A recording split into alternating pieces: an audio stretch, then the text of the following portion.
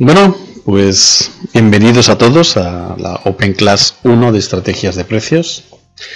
Mi nombre, me presento, soy Jordi Delgado, soy el tutor de la asignatura y, como os decía, vamos a comenzar esta primera clase Open Class, en la cual hoy vamos a ver un tema interesante de la asignatura, que es el tema siguiente: teoría económica del precio.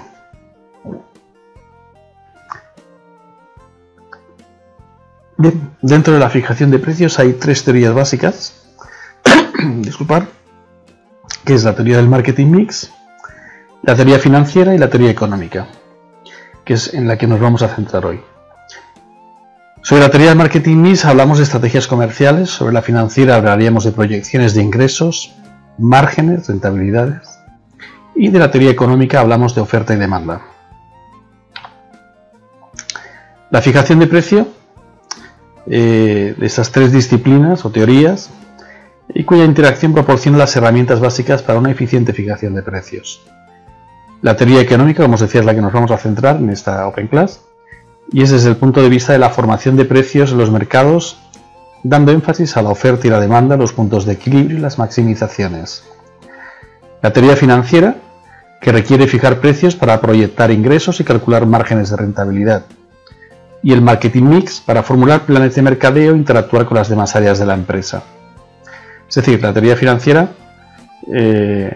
básicamente te está diciendo que mires qué te cuesta el producto y cuántos ingresos quieres obtener para aplicar cierto margen de rentabilidad, ¿vale?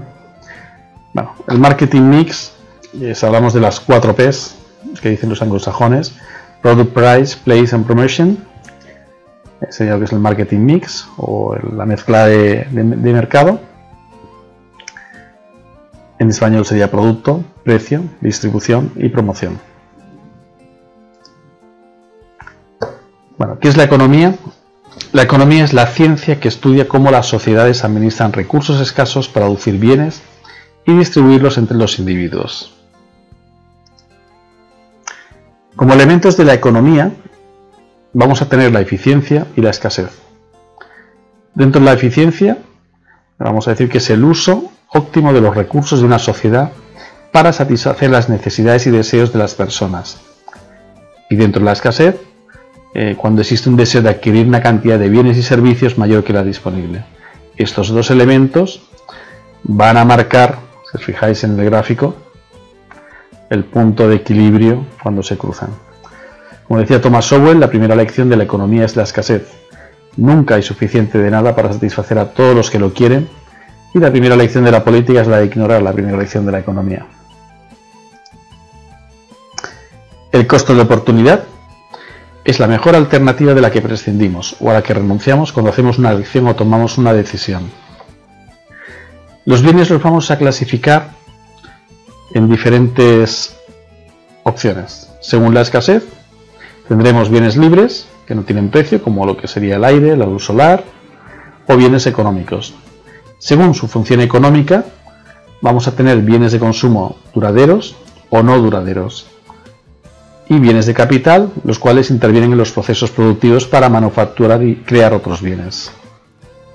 Según su grado de terminación, vamos a tener bienes intermedios o bien bienes finales. Según la velocidad de rotación en la producción, vamos a hablar de capital circulante o capital fijo. Según el ámbito de uso, vamos a hablar de privados o públicos. Según su relación con el ingreso, vamos a hablar de bienes de demanda normal o bienes de demanda interior. La producción es la etapa fundamental del proceso económico que genera y transforma los bienes y servicios. Hay 3 sectores básicos que son el primario, el secundario y el terciario. En el sector primario hablamos de la agricultura, la pesca, la ganadería, la minería. Es el básico. En el secundario vamos a tener a la industria y las actividades transformadoras de bienes. Y en el terciario vamos a hablar de servicios, oficinas, hostelería, ocio, asesoría.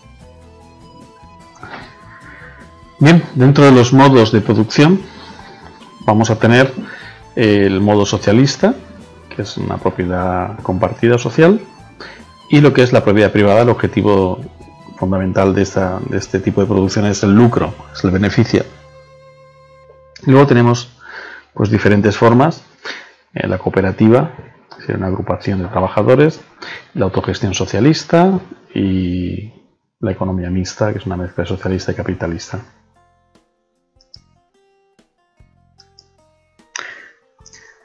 La asignación de los recursos tiene que ver con la movilidad de los factores productivos de su localización y la finalidad a la cual se destinan.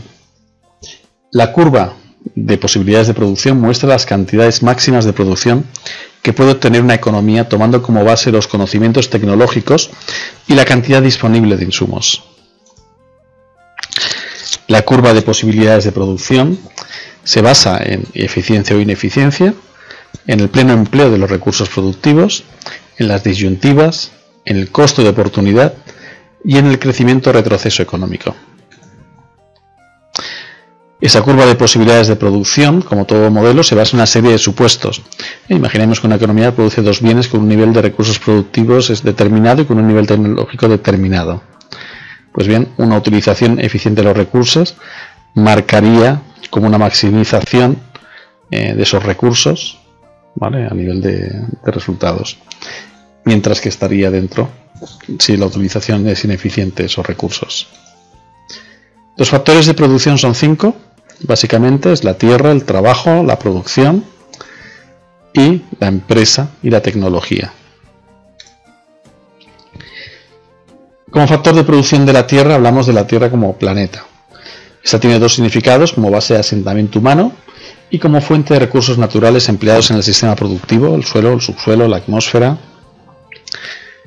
El trabajo, el cual es el esfuerzo intelectual y muscular aportado al proceso de la producción por la población económicamente activa, los trabajadores, en la cual la migración ha constituido un factor importantísimo de las mutaciones de la población en muchos países, puesto que ha habido esos trasvases de trabajadores. El capital, que es el que se considera aquellos bienes producidos por el hombre y sustraídos al consumo para aplicarlos a una posterior producción. Aquí tendríamos en cuenta el ahorro y las clases de capital como circulante y fijo. En el tecnológico, en el campo tecnológico, como factor de producción tecnológico, tenemos la informática, la telemática, la robótica, la astronáutica y la biotecnología.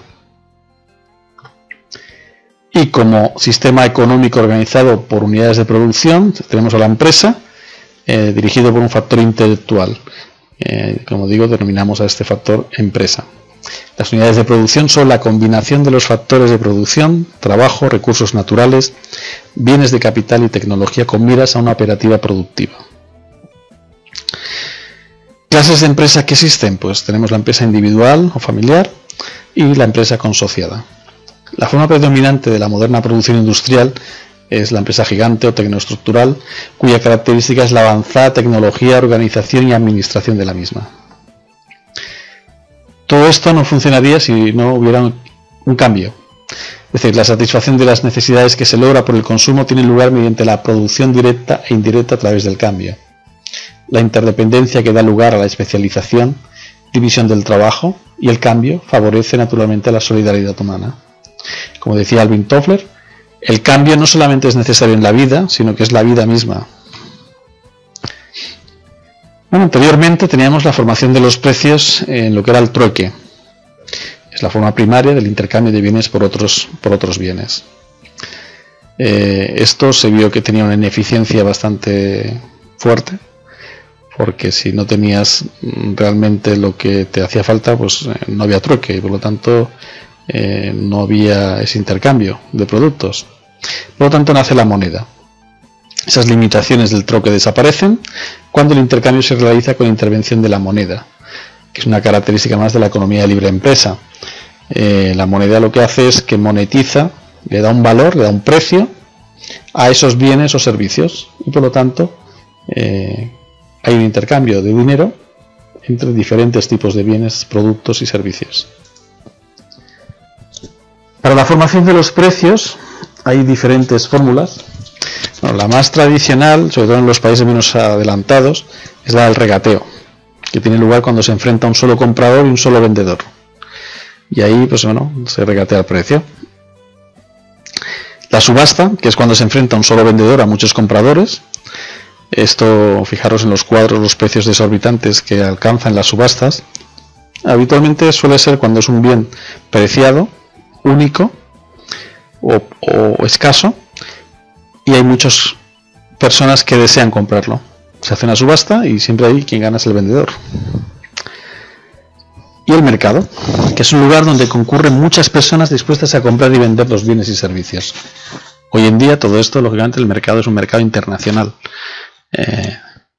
Hoy es el mundo globalizado. Hay unas leyes de la oferta y la demanda, son las leyes de Henderson, que básicamente son tres. Una de ellas dice que el precio tiende a subir cuando a un precio dado la demanda excede a la oferta, e inversamente tiende a bajar cuando la oferta excede a la demanda. Todo esto en un corto plazo. La segunda ley de Henderson dice que un alza en el precio tiende, tarde o temprano, a disminuir la demanda y aumentar la oferta en mediano y largo plazo. Es decir, si hay un precio alto o empieza a subir el precio, pues habrá menos gente que acceda a ese producto, mientras que a los fabricantes les será más goloso, más apetecible fabricar ese producto, por lo tanto aumentará la oferta. Y la tercera ley de Henderson dice que el precio tiende a un nivel en el que la demanda es igual a la oferta.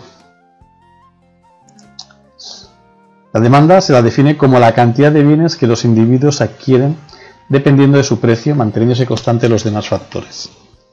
Aquí tenéis que a mayor precio, mayor cantidad. Perdón, a mayor precio, menor cantidad demandada, y al revés, a menor precio, mayor cantidad demandada. La oferta es al revés, es decir, es aquellos que están dispuestos a ofrecer ese producto a un precio determinado. Por lo tanto, es la cantidad del bien que los productores están dispuestos a producir y vender, manteniéndose constante los demás factores. Fijaros que esta es la demanda y esta es la oferta, con lo cual tienen rasgos diferentes y opuestos. Por lo tanto, hay un punto en el cual se cruzan estas dos líneas de la oferta y la demanda, y es lo que llamamos el punto de equilibrio. Estas dos preguntas son las preguntas del millón, ¿vale? Es de qué manera las estrategias de precios pueden representar una ventaja competitiva o de diferenciación para las empresas, que les generen mayores ventas y rendimientos para sus productos y servicios, y cómo afecta la oferta y la demanda de un producto o servicio en la fijación de precio. Pues bien, la teoría económica del precio se refiere a la formación de valor en los mercados, con énfasis en la oferta y en la demanda, los puntos de equilibrio y las maximizaciones. Los precios actúan como una mano invisible, que orienta los recursos hacia aquellas actividades con mayor valor. A la vez permite a las empresas determinar cuánto valen los recursos, y con ello se orientan las decisiones para su uso eficiente. Las variaciones en los precios siempre tienen relación con la demanda. Un bien o servicio puede presentar además dos tipos de demanda: una demanda elástica, si la cantidad demandada responde a una variación en el precio, o inelástica, si la cantidad demandada responde muy levemente a una variación en el precio. Los aspectos políticos y legales de un país también influyen en la determinación de los precios, lo que hace que existan diversas variables que originen y sustenten la fluctuación de los precios en los productos y los servicios que adquirimos. Así, la elasticidad precio-la demanda sería la relación porcentual entre dos variables o cambio porcentual en una variable con respecto al cambio porcentual en otra. La elasticidad precio de la demanda mide la magnitud o el grado de sensibilidad de las cantidades demandadas ante un cambio en el precio fijado por el productor o comerciante, estando bajo el ámbito de control de estos. De forma que la elasticidad precio de la demanda sería igual a la variación porcentual de la cantidad demandada partido por la variación porcentual del precio. Esto quedaros con ello porque es la fórmula de la elasticidad del precio de la demanda. Aquí tenéis un ejemplo. Por ejemplo, si vendemos unos zapatos a 30 euros, venderíamos 50 unidades. Si lo ponemos a 27, vendemos 60 unidades. ¿Cuál sería la elasticidad precio de la demanda?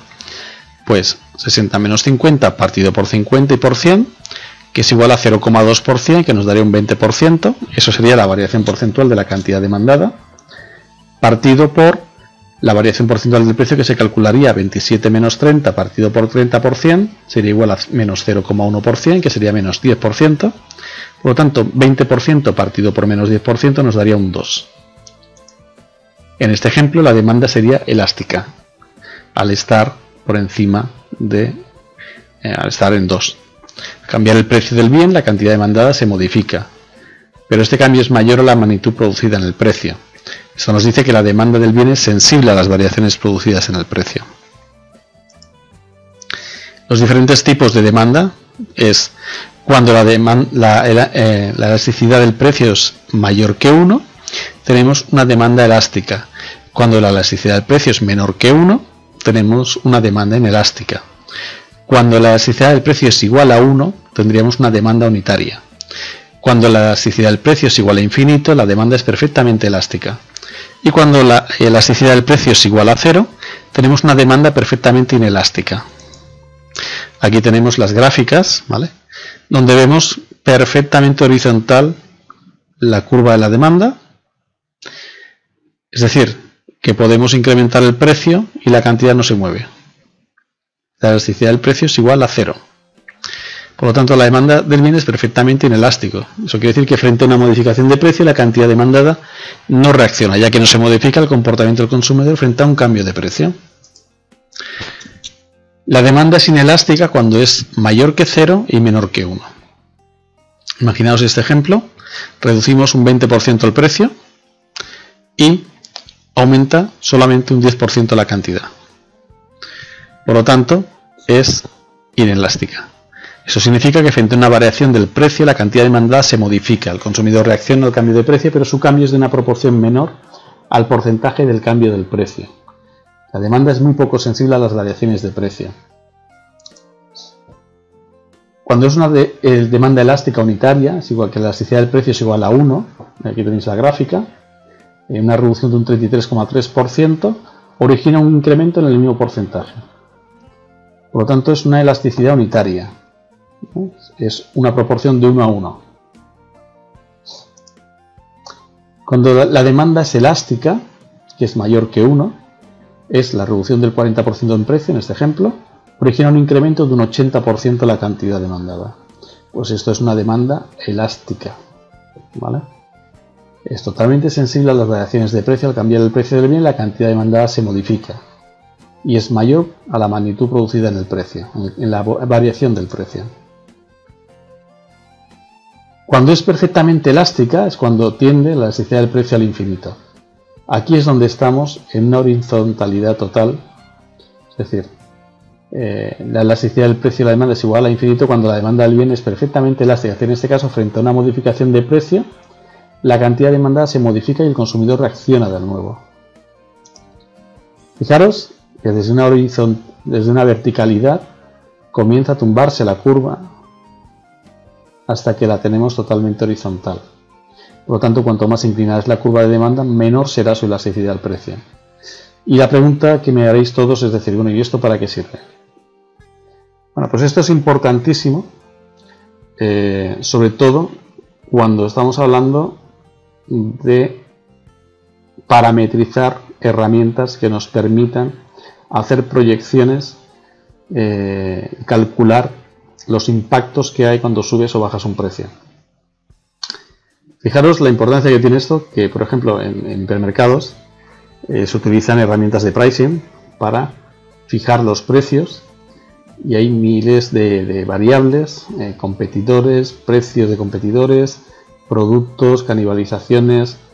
Todo esto se puede parametrizar metiendo los algoritmos correctos dentro de las herramientas informáticas y los sistemas para que nos permitan hacer proyecciones, de forma que podemos ver en un momento dado si esa proyección que hemos hecho, es decir, si una modificación de precio nos va a afectar a nuestros márgenes o no, si vale la pena hacer una bajada o subida de precio o no, y si realmente el impacto en rentabilidad va a ser mayor, menor, igual.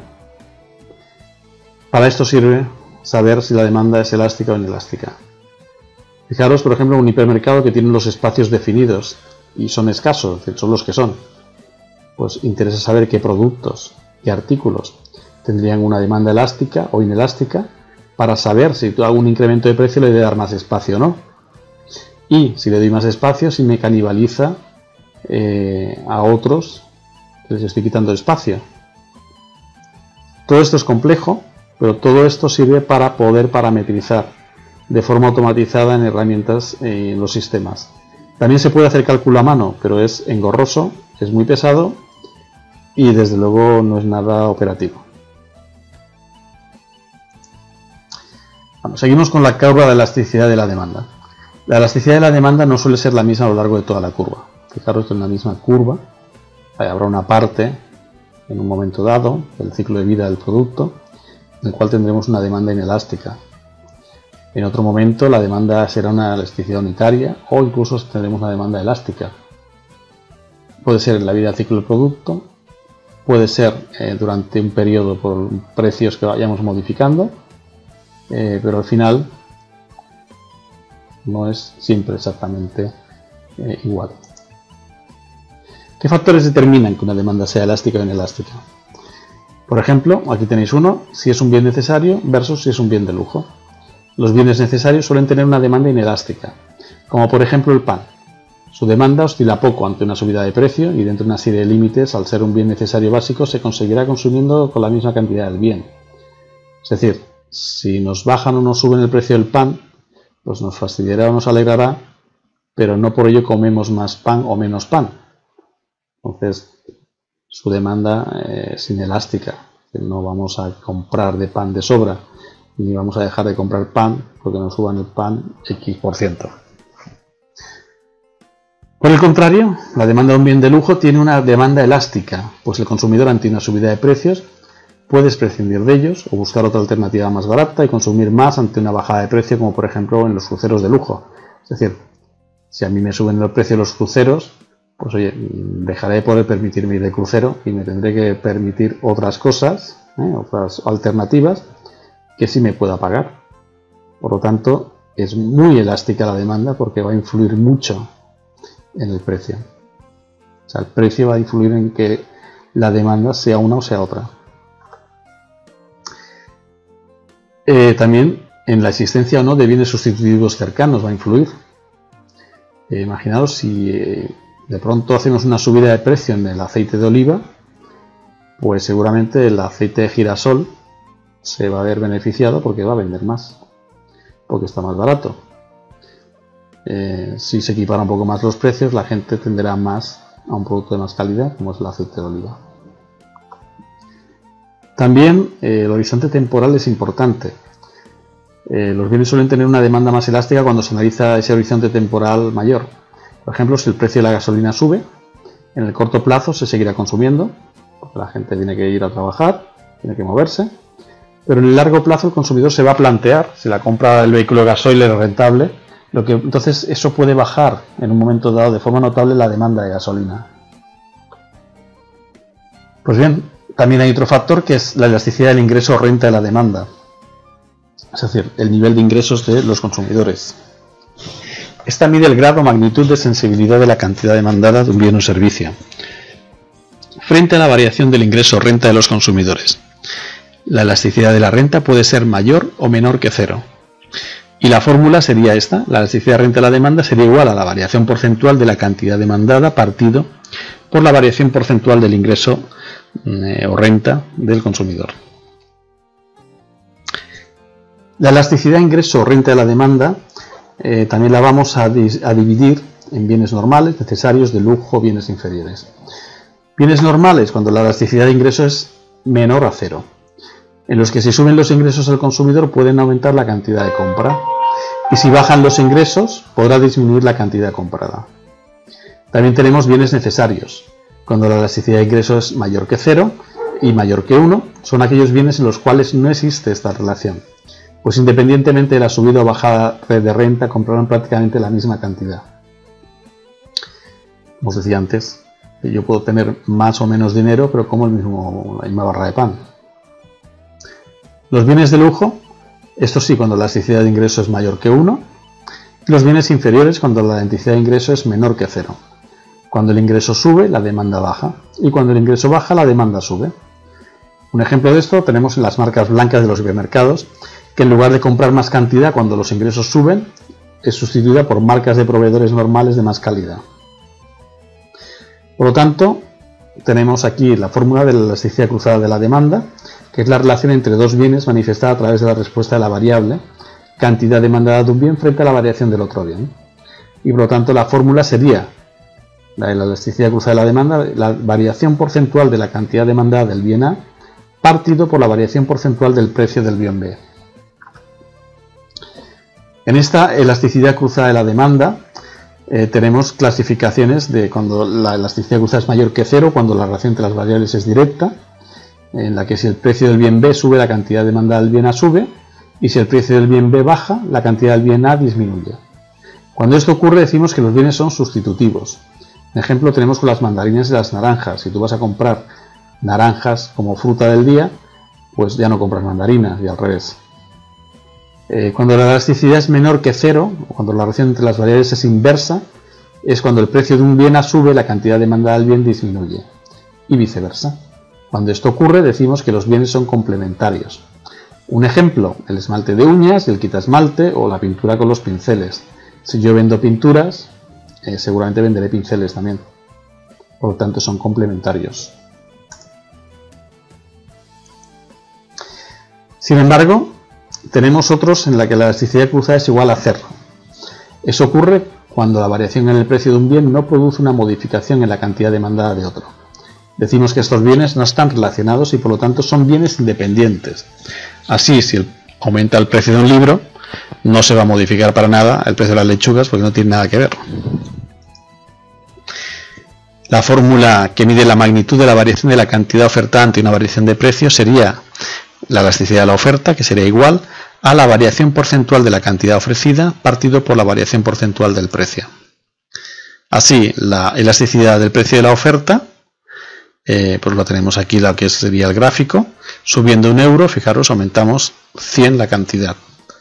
Un 25% de incremento del precio aumenta exponencialmente a un 100% la cantidad de oferta. Aquí es cuando la oferta es inelástica, cuando es menor a 1. Lo mismo, un 25% en el precio de incremento solamente nos produce un pequeño incremento. Por lo tanto sería una oferta inelástica. Aquí es cuando es oferta unitaria, exactamente igual. Y aquí cuando es perfectamente inelástica o la elasticidad es igual a cero. Un incremento en el precio provoca que la cantidad ofertada no cambie para nada. Una oferta perfectamente inelástica, cuando la elasticidad tiende al infinito, pues aquí tenéis la gráfica. Es decir, un precio inferior a este precio, nadie está dispuesto a ofertar ese producto en el mercado, porque no les es interesante. Esto ocurre mucho, por ejemplo, con temas de tema agrario, tema de cereales, tema de fruta, verduras. Bien, hemos llegado al final. Aquí tenéis la bibliografía, las referencias a las que podéis echar mano si necesitáis ampliar información. Y también tenéis el link a la encuesta que os aconsejo que la hagáis. Nos interesa además saber vuestra opinión. Aquí podéis copiar este enlace o en la presentación clicar, también os llevaría. Pues muy bien, muchísimas gracias a todos. Ha sido un placer estar con vosotros y nos seguimos viendo en la plataforma, en los foros. Me tenéis a vuestra disposición para cualquier duda que os haya surgido y sin ningún problema contar conmigo. ¿De acuerdo? Muchísimas gracias por vuestra atención.